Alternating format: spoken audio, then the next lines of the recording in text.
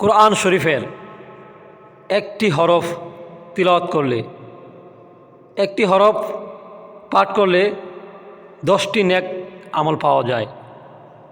আর যদি একটি আয়াত তিলাওয়াত করেন তাহলে কতটুকু নেক আমল পাবেন।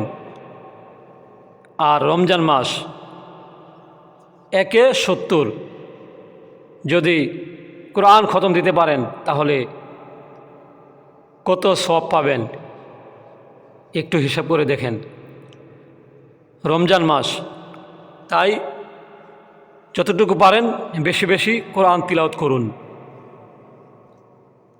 কোরআন আপনার জন্য হাসরের ময়দানে সুপারিশ করবে। আও জিদ আলাইহি ওয়ারাত্তিল কোরআন তারতিলা, অথবা তার চেয়ে কোরআন পাঠ করো ধীরে ধীরে, স্পষ্ট ও সুন্দরভাবে।